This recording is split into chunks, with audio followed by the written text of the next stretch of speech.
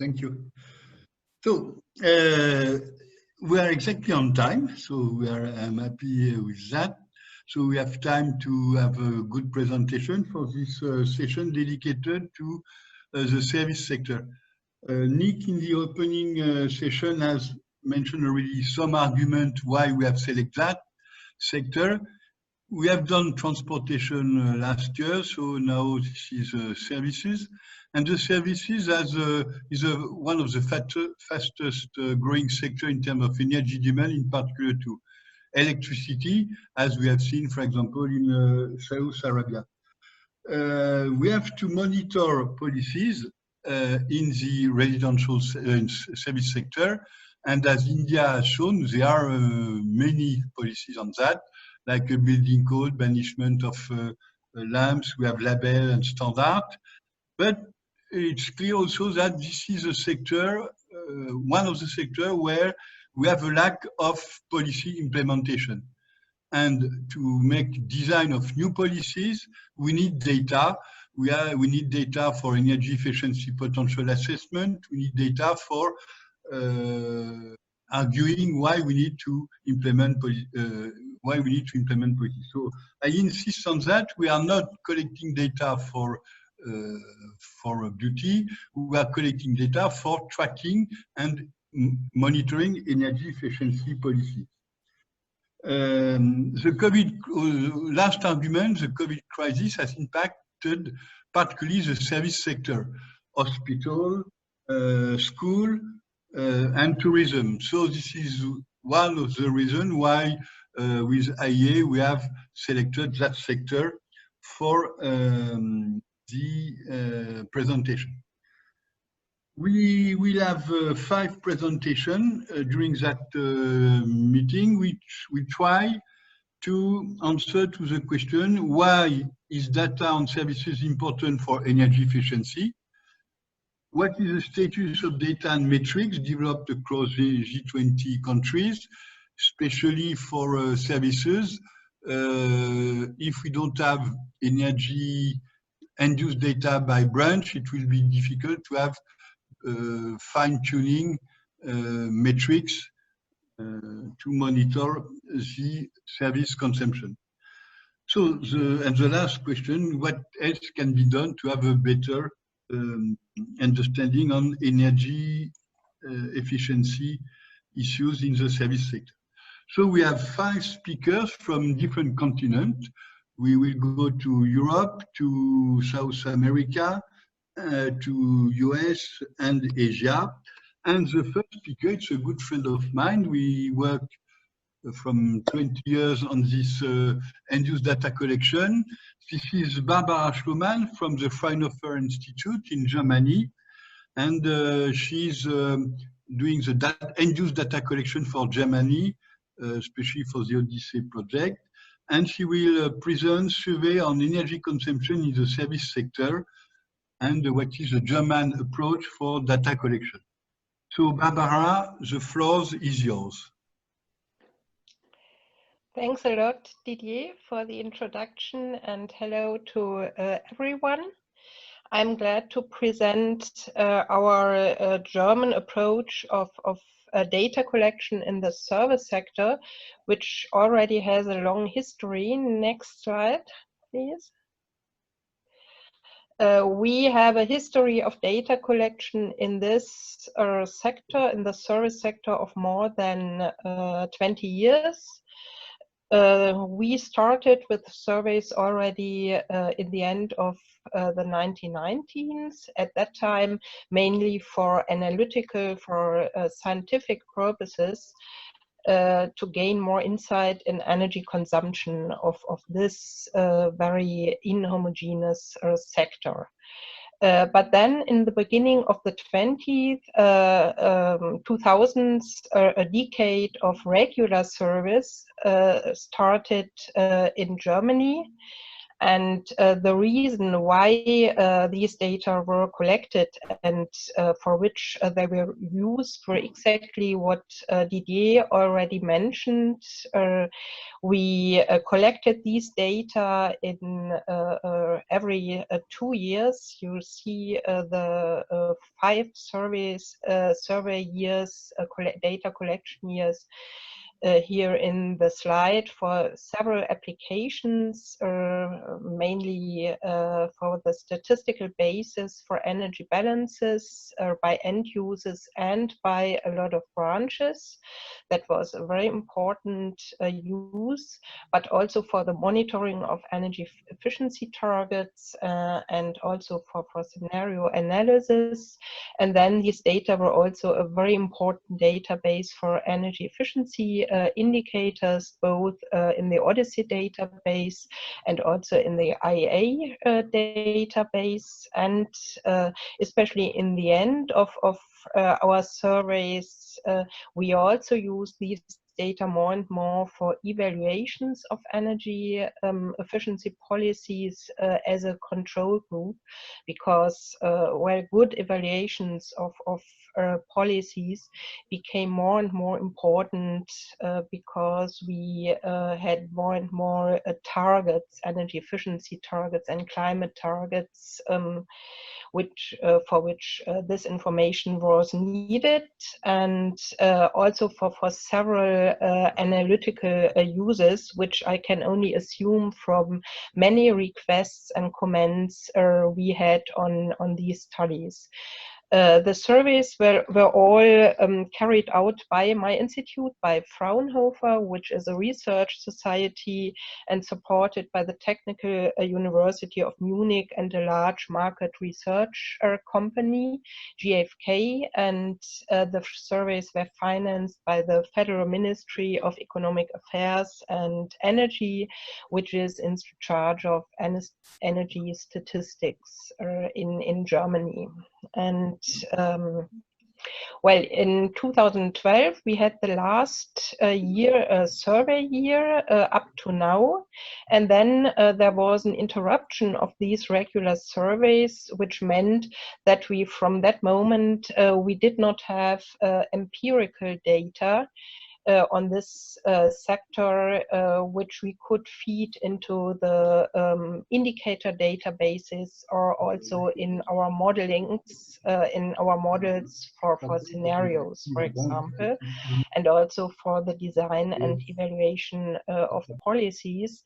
The reason was that it was somehow unclear if these empirical data are really necessary for the design of policies and for the calculation of indicators. And there were somehow some costs of these surveys, not extremely high, but nevertheless they had some costs for these surveys, and therefore these surveys were interrupted.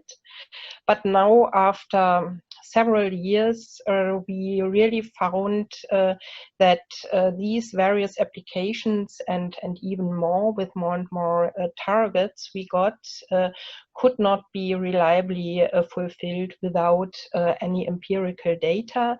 And therefore, in summer 2020, it was decided by the ministry to restart these surveys, and the next survey data collection year will be 2019, and the new survey will start in 2021.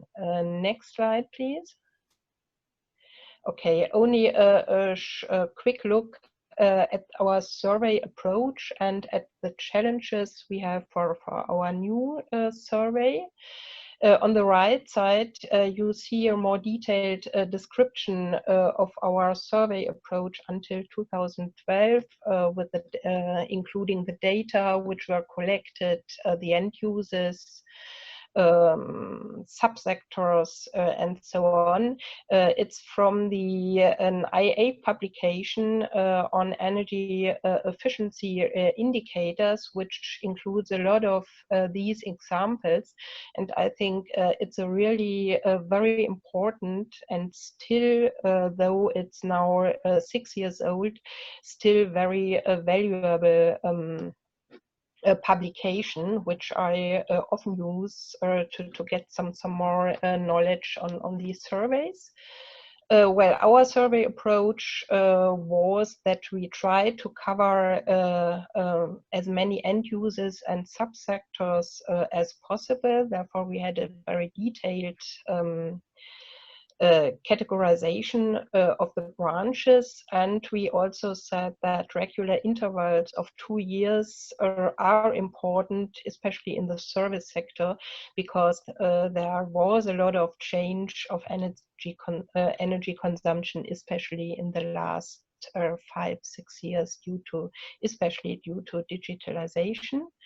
We tried to get a large sample size of more than 2,000 companies as a net sample to be representative not only for the sector as a whole, but also for the subsectors. And at that time, we used computer-assisted personal interviews, which was really very good to increase to improve the quality of the answers, I would say. Well, we are now just preparing our new survey for the year 2019. We are already preparing the questionnaire. And we have to change the collection method, not only because of Corona, but also because of Corona, because it's clear that personal interviews will not be possible. Therefore, we will go for phone interviews, though we really have to see that we can reach the same quality of answers as we had with our previous personal interviews. And then we have two main challenges. On the one hand, we want to ensure compatibility with previous surveys in order to compare the data, though an extrapolation over 7 years without any survey will not be easy, but nevertheless we will try to keep some compatibility of data. But on the other hand, it's clear that we have to add new elements. On the one hand, we have to go much more in detail on energy consumption for digitalization and smart technologies. We will make a special survey, for example, in data centers, which were not so much included in the former survey and which are a very important part of the sector. And we will also have more focus on renewables on the one hand, where the changes also where there were a lot of changes during the last years, and especially on the issue of electric mobility. Therefore, I think with this survey, we will not only be able to cover all these applications for which we used these data in the past, but we will also make a great step to get more data, especially on this issue of digitalization, which becomes more and more important. There's also a lot of work of IEA on this issue, and I think reliable empirical data are a very important basis for this work. Well, thank you very much. Thank you, Barbara. With that example of survey, we touch upon all the main issue of implementing survey right now in the service sector, like digitalization, data center, and so on. So, Barbara, and we go to the next presenter from Brazil, Felipe Soares, from EPA. It's a planning authority. Is energy research analysis And his presentation is rethinking end-use data collection in the light of global health crisis. So, Felipe, the floor is yours. You have more or less 8 minutes. Okay, thank you, Didier. So my name is Felipe, and I work at the Energy Research Office in Brazil, EPE in Portuguese, which is a public company that supports the Ministry of Mines and Energy with energy planning in Brazil. And I have some colleagues from EPE and from the Ministry of Mines and Energy following the workshop today as well. And just moving on to the agenda, first I'm going to talk in general about Brazilian energy statistics. Then I'm going to move to the services sector with some numbers. Then I'll briefly speak about energy efficiency indicators database for Brazil. Then I'll finish my presentation with the main challenges. So can move, please, next slide. So EPE has the institutional role to implement and keep national energy statistics in Brazil, as well as to publish the Brazilian energy balance. This role was implemented by law in 2004 when EPE was created. And before that, the Ministry of Mines and Energy used to publish the Brazilian energy balance, which is an annual publication. The last one you can see on the left, that has national statistics on energy supply and consumption by source and sector. It has data on international energy trades, transformation centers, and some others that you can see in this slide. We have historical data from 1970. So this year we are celebrating 50 years of energy statistics in Brazil. And every time we can, we try to promote methodological updates to improve the balance. And we always like to say that the Brazilian energy balance is not only important to monitor effects of energy policies in Brazil, but it is also a good starting point to do long-term energy studies, such as the ones that we publish in EPE and also in the Ministry of Mines and Energy. Next slide, please. So now speaking about the services sector, we can see in this slide that the services sector in Brazil represented 5% of the total energy consumed in 2019. And despite not being among the highest energy consumers in Brazil, it is a really important sector for us because it represents more than 50% of our GDP, for example. It generates a lot of employments. And we have room for improvements in terms of data collection and improvements in terms of energy efficiency as well. So this sector is really important for the Brazilian economy as a whole. Next slide, please. So in this slide, you can see how the energy consumption in Brazil varied between 2018 and 2019. That was before the pandemic started. So we can see that the services sector had the highest positive variation between the two previous years. It was much higher than all the others, for example. Move to the next slide, please. So in Brazil, we divide the services sector into two subsectors. The first one is the commercial subsector, which had just under 9 million tons of energy consumed in 2019 against 8.5 million tons in 2018. And we can see on the graph that electricity accounts for almost 92% of the energy consumption in this subsector. It is by far the main source for this sector. The second most important source is LPG, with only 4.4% of energy consumption in the commercial sector. Please.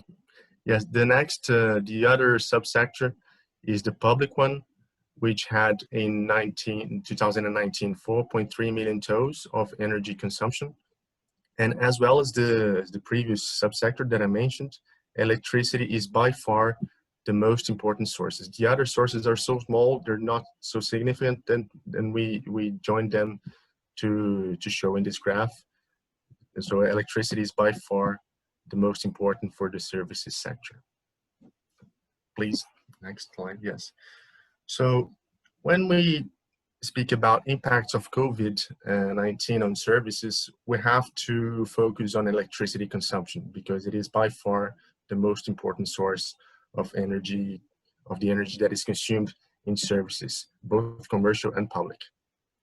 And we saw that, we can see in this table that for the commercial sector, for example, the electricity that consumed in 2020 decreased by almost 12% when compared to the same period in 2019. The period is from January to August for both years. The public sector also had a decrease of 4.6% in electricity consumption. And we also can see that among all sectors that we analyze in the Brazilian energy balance, these two had the most significant drops in terms of electricity consumption in 2020 when compared to 2019. Please, can you move to the next slide? So having a closer look in these subsectors, in these two tables we can see the consumption in different geographic regions of Brazil, also from January to August in 2019 and 2020.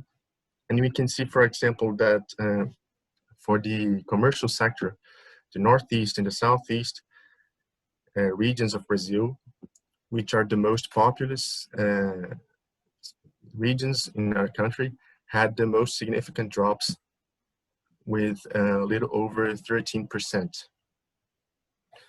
And but we also can see that every region in Brazil had a decrease in electricity consumption in 2020, in the first 8 months of 2020, when compared to the first 8 months of 2019. And this happened as well for the public subsector.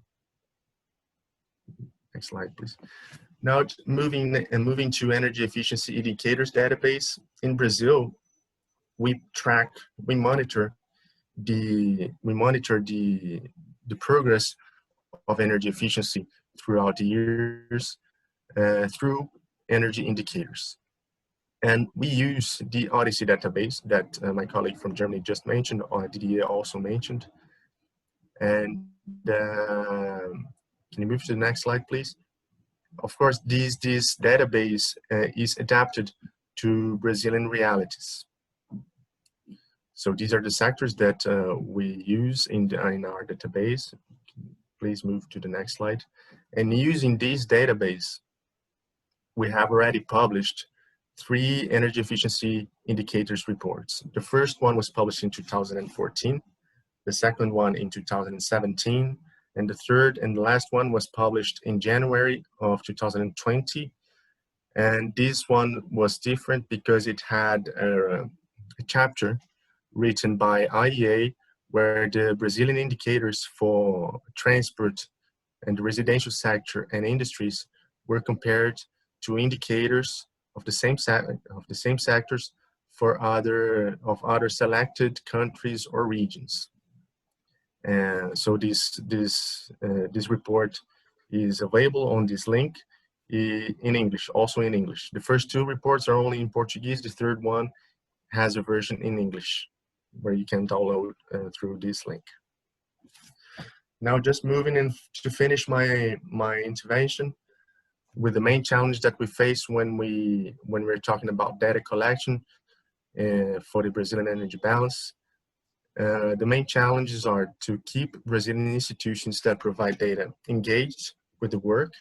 We have seen in the past years that when the establishments or the institutions they feel represented in our publications, they are more willing to provide data. So we have to keep them engaged. But we also have to improve online data collection in some sectors. Commercial sector is one of them, and it's really important for us to improve data collection in this particular sector. And at last, we have to promote the best link between energy efficiency policies and indicators evaluation. So that's it. Thank you very much. That's the end of my presentation. I'll be happy to hear comments and take questions in the end. Thank you. Thank you, Felipe, for this very comprehensive presentation. I got two important points that the service sector was the most affected by the COVID, the service sector consumption was the most affected by the crisis, and you were able to provide data by state. And having working on that issue for Mexico for residential, I think it's a good practice that we try to break down the national consumption by state. So thank you, Felipe. We go for the third presentation from our colleague from USA, Jan Mead, which is a director of the Office of Energy Demand and Integrated Statistics. And he will present data collection and efficiency metrics for the service sector. So Jan, the floor is yours. Okay, excuse me. Thank you, and good morning or afternoon, everyone, whatever, may be the case for you. I am really excited and happy that I'm able to participate in this event. I will try to keep my comments short in the interest of preserving as much time as possible for discussion, but I will also try to make a couple of main points that hopefully will help guide the discussion that goes. So what I'm going to talk about this morning is EIA's Commercial Building Energy Consumption Survey. And the reason that I'm going to speak about it is because it serves as the benchmark for our energy efficiency metrics for the service sectors that we provide to IEA. So next slide, please. A little bit of a background on CBEX. CBEX forms the basis of our energy metrics. It is the only independent, statistically representative source of national level data for the US on characteristics and energy use of commercial buildings. It's a data collection that produces a snapshot of commercial buildings stock and their energy uses for a reference year. We're currently working on collection and dissemination efforts for data for 2018. And what's important about CBEX in terms of energy efficiency metrics is that it serves as that rich baseline that we place into our modeling systems to to come up with our energy efficiency market. So this is one of the first main points I want to make is we've got that rich baseline, but in order to produce the annual statistics that we provide, we have to place it in our modeling system to do some extrapolation and some interpolation, where the CBEX estimates are also supplemented with other statistics either collected by EA or macro or industry level data as well. So next slide. CBEX is probably one of EIA's most complicated surveys. It takes a long time to conduct. Currently, we run on about a 4 to 5 year cycle in terms of producing CBEX data. It takes us about 1.5 years just to do survey preparation, including frame development, including testing new questions, in terms of designing the survey instrument and building the sample frame. We started for our current cycle in 2017, and it wasn't until 2019 that we had that work in place. We finally could go out into the field. We have a 2-stage data collection process. One is to collect buildings data from the actual tenants of the building or the owners. And what we do in this case is we collect information on the characteristics of the building and on some of the equipment that's used there as well. Then we follow that up with a supplier survey where we actually talk to the energy suppliers from the buildings for the data that we collected to get the consumption level data that we can merge with the buildings level data. So in terms of the current process, we started in 2017. We wrapped up building data collection shortly, before COVID hit. And, we had to scramble a little bit, but we were able to get our supplier data survey out there as well. And, you know, in the interim, we've been processing the building characteristics data. And, you know, once we get the supplier data, and you know, another important step in the process is the end use modeling. So we will be releasing preliminary statistics in November, but it's just building characteristics. We still have to process that supplier data, and we have to use the end use modeling. Next slide, please. After we get the data, we use engineering and statistical models to disaggregate total energy consumption into end use estimates. This is based on engineering equations where we have to update parameters related to efficiency. It also involves some statistical balancing as well. You know, that is a, you know, a pretty involved process as much as we've tried to streamline it. And this, you know, slide just gives you, you know, an indication of, you know, how we break out the different fuel types by some of the end uses. Next slide, please. We have introduced, you know, this cycle, a number of innovations to help out with CBEC's data collection. This first one I will mention was mainly, you know, ended up being a cost savings measure, but we used to go out when we were building our sample frame and actually have people out on the street verifying addresses. We leveraged technology for this cycle, you know, lowered the cost considerably of building that sample frame by actually using virtual listing, you know, where we use satellite imagery to you know, identify, you know, many of the buildings in our sample frame. Next slide, please. Another thing that we did to improve collection this year is we added a mode in which survey respondents could answer the survey. You know, going all the way back to when the survey was initially instituted in 1979, it was all done in paper and pencil. You know, this chart at the bottom shows you the history of the modes that were offered. This year we added web. We were very hopeful. We did pilot testing, at least for our residential energy consumption survey for households. You know, we got really good results. What I will say about you know, having 3 different modes and introducing the webs is it did provide some benefits, but the results were kind of mixed. You know, it was a little bit more difficult to manage across 3 different collection platforms. And I think one of the things as well is when you have 3 different collection platforms, you know, it's a lot easier for, you know, for lack of a better term, you know, passive resistance to fill in the survey. You know, it's easy to say, you know, when someone calls you up on the telephone, oh, well, if I can fill it out by the web, then I'll do it that way. So, you know, I don't want to say it was not a success at all. But what I will say is it ended up being a little bit more complicated, and it wasn't, you know, a silver bullet in the sense in terms of it you know, really fixed, you know, all of the problems that we have in the survey. So next slide, please. So one thing that is worth mentioning is that, you know, this being one of the most complex surveys, you know, one of the things that makes it difficult is it's hard to find, you know, the right person to answer the survey. You've got an incredibly diverse set of buildings out there.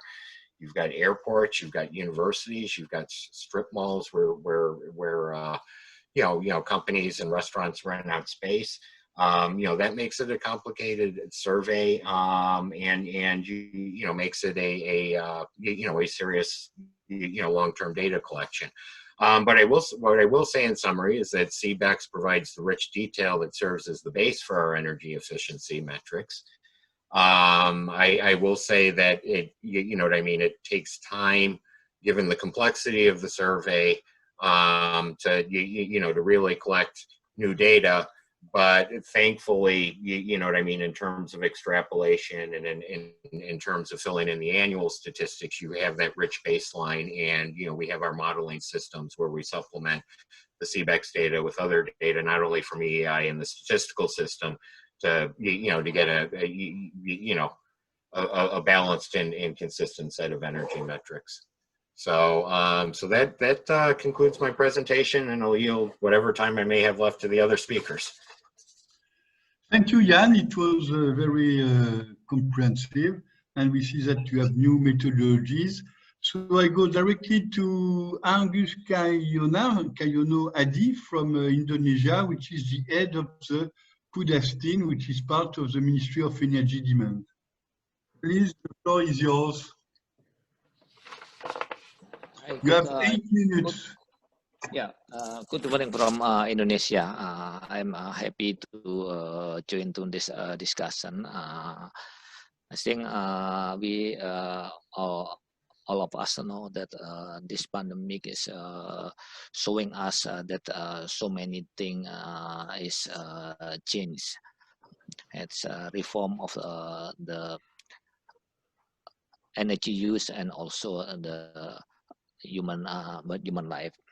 As next slide, please.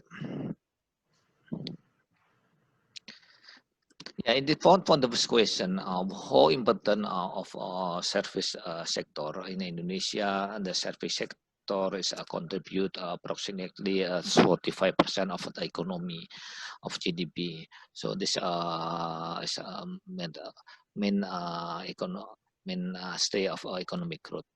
And also the energy consumption is plays very major. And then our priority of national strategy is implementing Industry 4.0.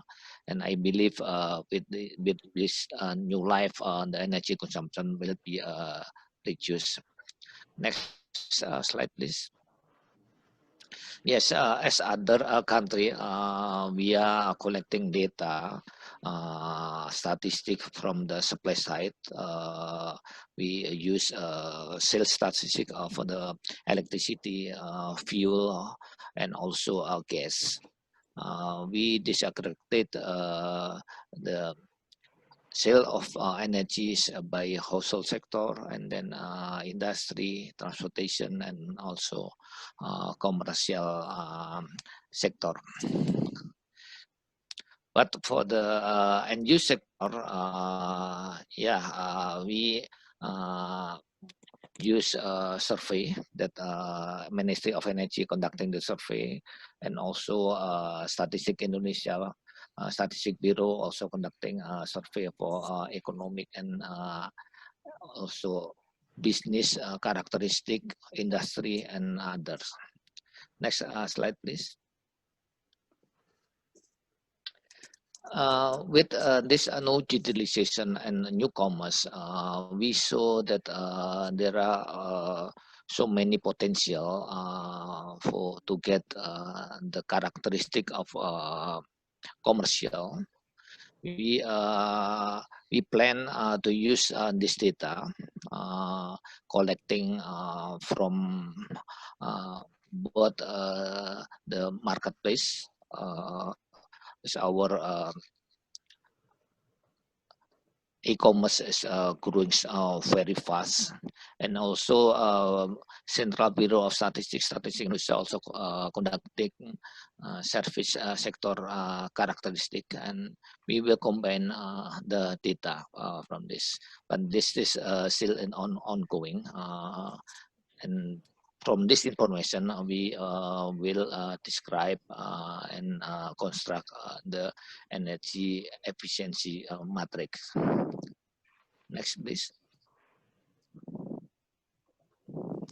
Yeah, this as a result of our electricity use for from the electrical and user data from some survey, our DG of new and renewable energy and energy conservation, they are conducting a survey, and they have application for monitor and reporting of energy use by industry and commercial. Is resulting the intensity energy in terms of GDP is decrease time by time. And again, I believe with this pandemic, this one in the energy intensity, and also with digitalization, e-commerce will be continue decrease. Next. And then how we develop our electrical end user data. As I mentioned previously, we plan to use big data from marketplace and also from the characteristic of commercial sector that being conducted by Statistic of Indonesia. And also we use the basic energy efficiency from labeling. We are already conducting labeling for an electric appliance that will be distributed to the market. We already label, so we can estimate how much the efficiency increase from the device distributed in the market. And with this situation, we believe that anyone and from residential, commercial, and also industry, and they may need how to minimize energy costs. So they will force to use most efficient energy device to their business. Next. Angus, could you conclude in 1 minute, please? Okay, next, please.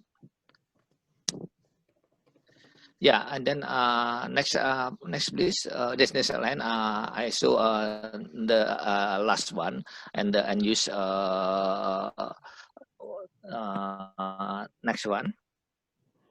Yeah, we are conducting a commercial building survey. We use a methodology that supplied by IEA, and the result is next one. Next one, please. Yeah, this is the survey result, the previous one. The survey result that you know that one place to another place, another city. The previous slide, please. Previous slide, please. One area to another area, and they have different cooling index. Is showing that in the blue bar and green bar is showing the different area, and it is showing one is for the cooling, and the green one is relative to the square meter for the total building. And then from our survey, we can see that the most electricity used in the commercial building is for cooling. And then lighting, another one is electric appliance, and for the moving excavator, and then pumping.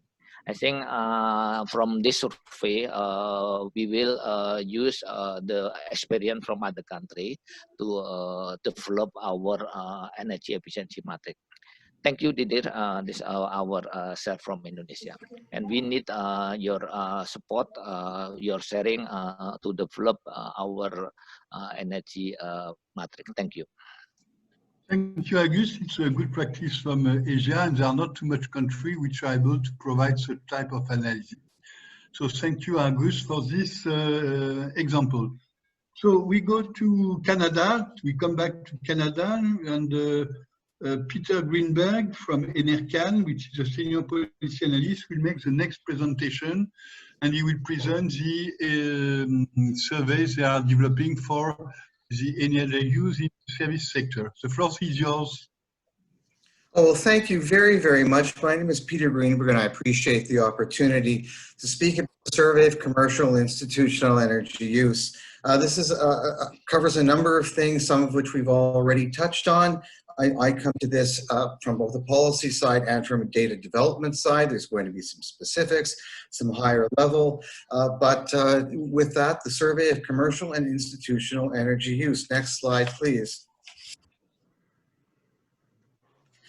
During this presentation, I'd like to briefly remind us of the importance of developing an evidence base to support policies and programs and to inform the public. And our domain, as similar to what we've heard before, one way we do this is by asking business and building managers about their energy consumption directly through surveys. But we do have important challenges operationally and now new challenges from COVID as are being experienced globally. Next slide, please.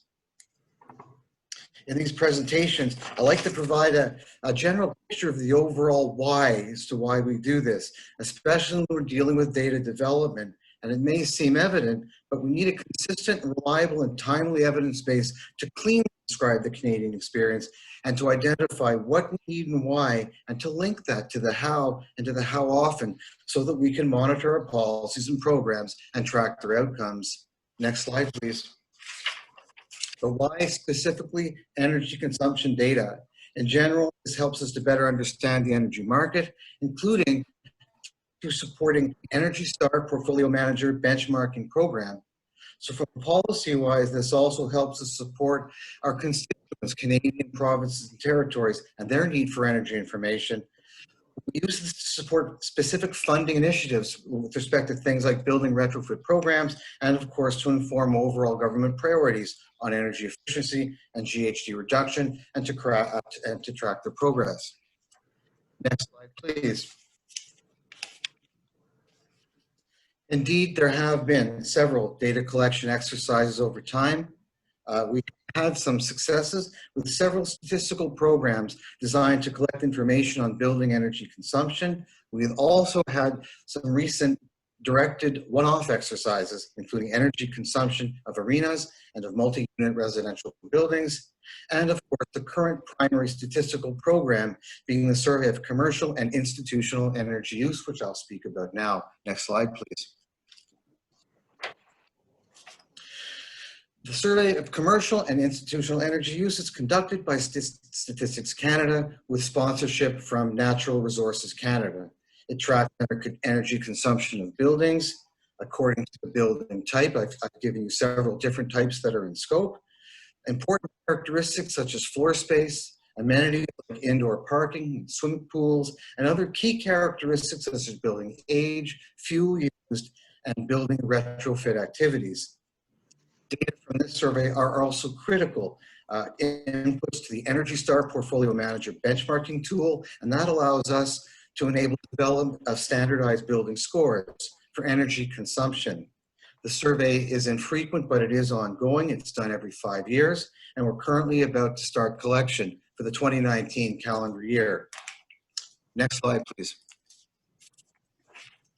This graphic, which has been derived from the survey, provides a critical view of one of the most important data metrics in our domain, the energy use intensity indicator. It's critical as it embraces the relationship of energy consumed to building floor space. This is important because it is the well-accepted, well-understood method of standardizing energy consumption for buildings of different sizes, types, and amenities, and it provides a base of comparison for different years, geographies, and policy areas. Next slide. Now, actually, I'll ask you to go to the one after that. Perfect. Thank you. The survey is in the process of being expanded, and it will have been expanded for calendar year 2019 to produce more and better data. So why have we done this?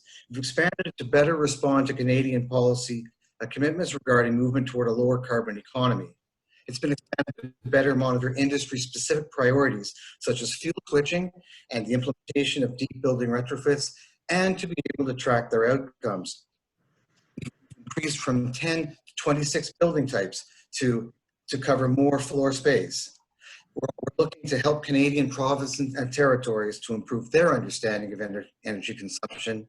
And finally, we're looking to provide more granular data support to the benchmarking tools. Next slide, please.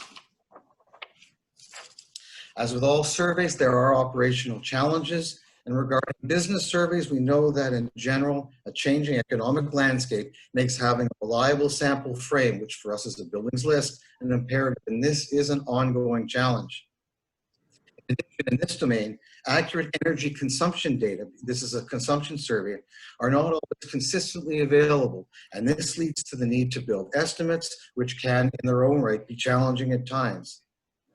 We also know that there are specific data gaps and measurement issues. One such gap is in the area of establishments or campuses, typically applicable to universities and hospitals, and I'll discuss that now. Next slide, please. This is a picture of the Ottawa Hospital Civic Campus here in Ottawa, Ontario, and we know that measuring energy consumption systematically for hospitals and universities is challenging. It's led to an information gap and a data quality problem. Universities and hospitals are large energy consumers and can be complex in their array of buildings, different building types, different measuring systems within their own entity. We know that energy consumption is difficult to track. However, these establishments are doing their part, and their management wants to be able to show that in ways that other types of buildings or building arrangements are able to do that. Next slide, please. Indeed, COVID-19 has led to new and unique challenges in the data collection sphere. Some of these are beyond those that are typically involved in the collection of data. It's affected everything, especially regarding the respondent base. Are respondents still in business? Is there someone there that's able to answer, to provide the needed information? And frankly, are they always willing to? So these are important questions. We know that COVID-19 has affected Statistics Canada's operations in some of their capacities to conduct their business, to conduct it in the field, and to approach and have access to their respondents. We also know that there will be major effects on the data in terms of interpreting the results. What does the data picture vis-a-vis what had been published and prepared prior to COVID? What will data having been collected around COVID relate to what happens with future data? And when will we return to normal, and what will that look like? Next slide, please. Sorry, we have to close your presentation. Can I finish my last slide? Yes. This is the last one. Okay. To address the challenges, StatsCan has developed a new statistical buildings register, which provides a better frame for buildings with some modifications to account for COVID. We're getting a large sample that gets us better coverage and more granularity, both for building types and floor space and geographical coverage. We have implemented an establishment survey. StatCan will be helping us to measure this gap with respect to hospitals and universities.